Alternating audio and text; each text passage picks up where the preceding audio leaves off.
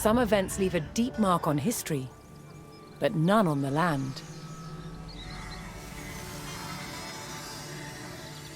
This is the site of the Battle of Hastings.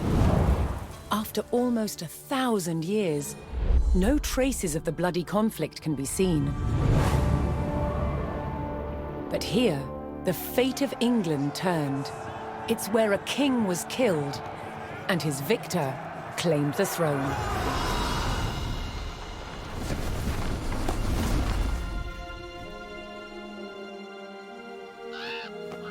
October 14th, 1066. We know what happened here on this day, thanks to this. The Bayeux Tapestry. A carefully preserved, illustrated record of events. It shows the main players. Harold, the newly crowned Anglo-Saxon King of England, and his challenger, William, Duke of Normandy. William claimed the previous king had promised him the crown. So, he assembled an army and prepared to sail to England to fight King Harold for the throne. But a storm thwarted his plans. Meanwhile, Harold discovered that a Viking invasion had landed in the north. Another threat to his crown. So he raced to fight them. In France, William waited for the right conditions to sail across the Channel to England.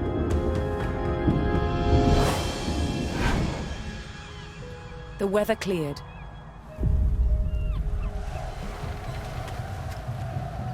He seized his chance.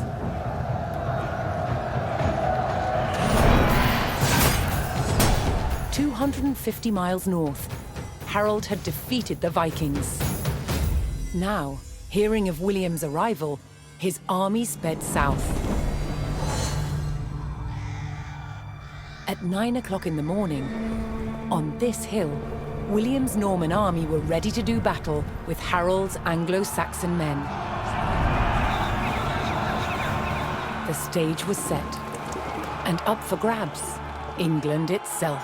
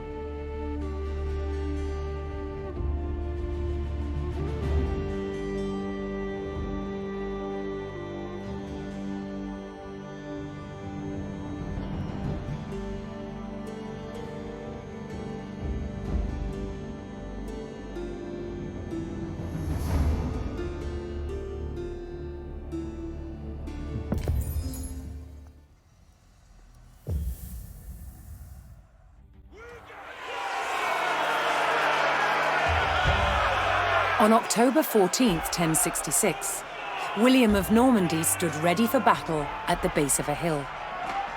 The high ground belonged to King Harold of England and his Anglo-Saxon army. Here, on this hilltop, the fate of England would be decided.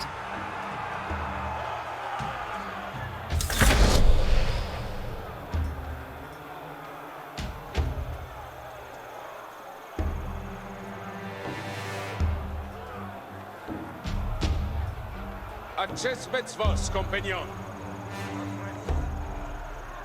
L'heure est de jeunesse. William's Norman army made the first charge, launching a direct assault on the shield wall.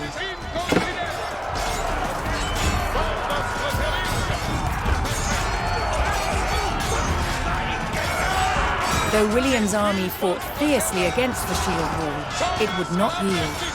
As one man fell, another took his place. Overlapping shields in tight formation made for a near impenetrable barrier.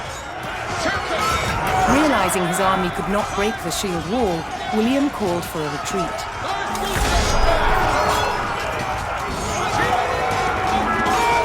He aimed to lure the Anglo-Saxons into a false sense of victory, causing them to break formation. William's feigned retreat was working. The Anglo-Saxon army broke their shield wall formation, leaving gaps for William to make a move.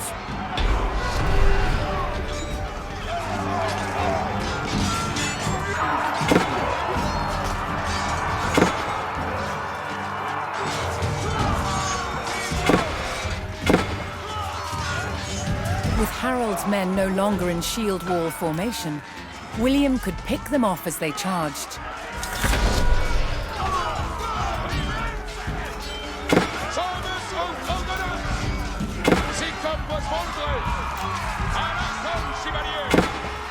More Norman men-at-arms reinforced William's army.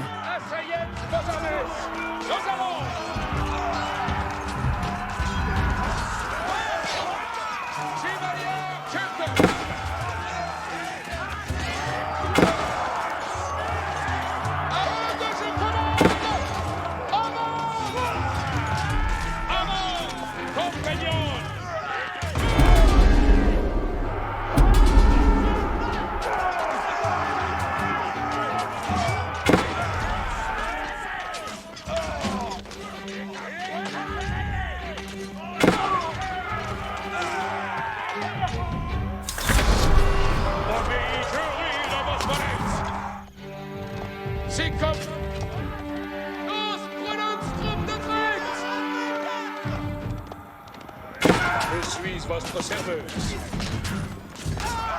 Mon destrier humain.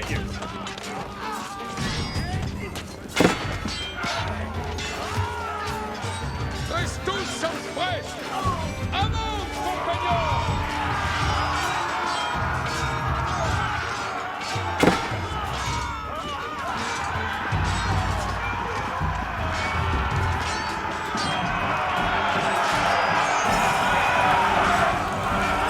The Anglo-Saxons had deployed rows of spearmen to push back the invaders. But William had an answer. His sharp-eyed archers.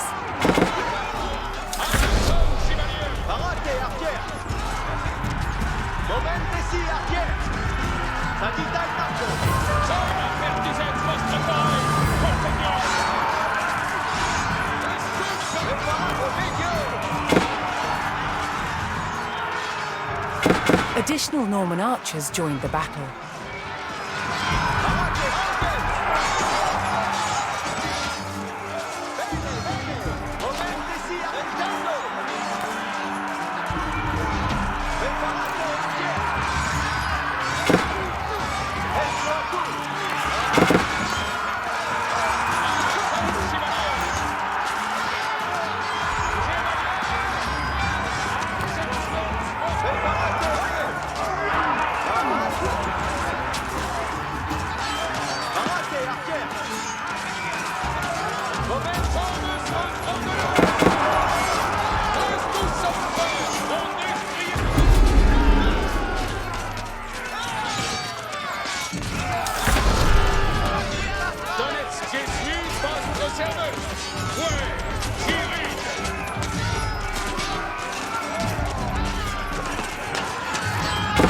Anglo-Saxon archers joined the fray, and the Normans' deadly cavalry ready to charge.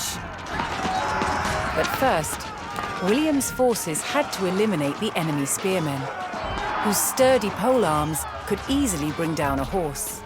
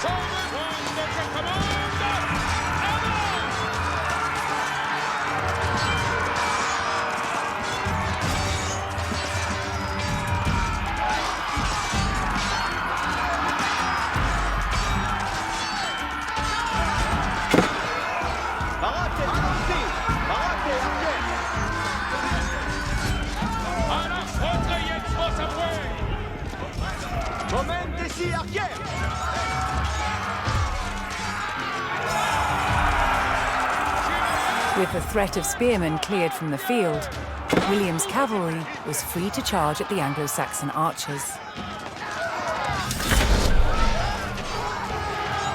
In avant, serviente!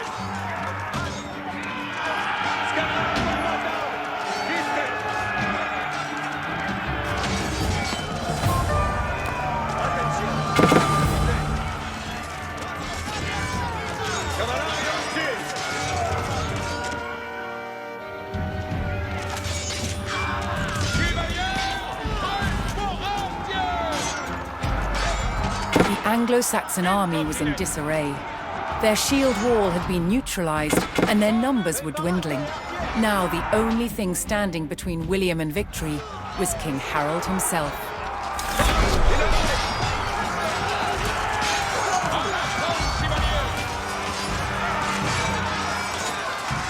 The last of Harold's men encircled their king, prepared to lay down their lives to save his.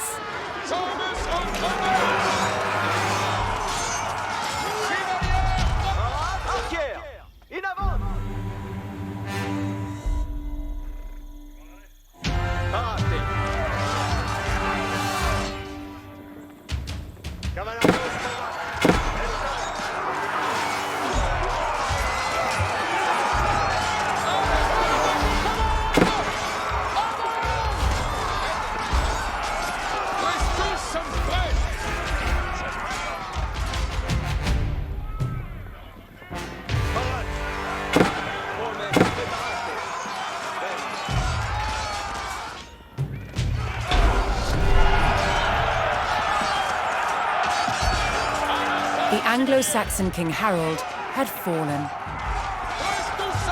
In the confusion, some loyal soldiers fought to the death, while others scattered in panic.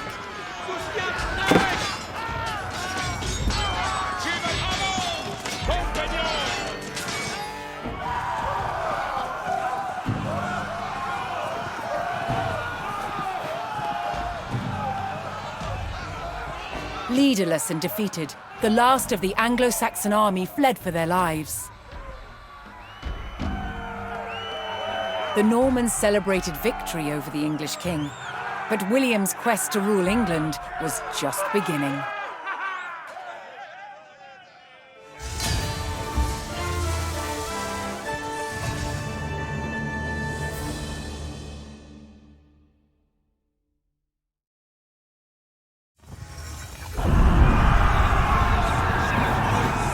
Battle of Hastings, the death of one man changed the course of history. The Anglo-Saxon King Harold was killed here, on England's south coast. His army defeated by William of Normandy. Anglo-Saxon rule was over forever.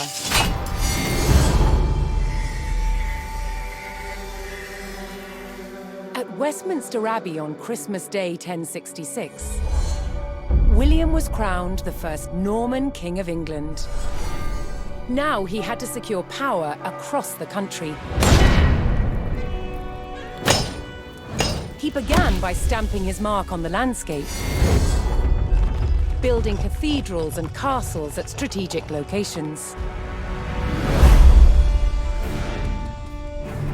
Nothing like them had been seen in England before. They reminded the Anglo-Saxon population exactly who was in charge. But not all were content with living under Norman rule. Anglo-Saxon revolts broke out across the country. King William acted quickly to crush these rebellions. But there was one region where dissent was spiraling out of control: the north of England. In 1069, a group of lords from Northumbria formed an alliance with Viking invaders. Together they approached Norman-held York, a large city with an important cathedral, still protected by ancient Roman walls. But the walls couldn't save York. The city and the castle fell to the rebels. William's new kingdom was under threat. He had to get the city back under Norman control. William had no choice but to order his men north. But as the Norman forces set off on their long march towards York, how much resistance from the rebels would they encounter?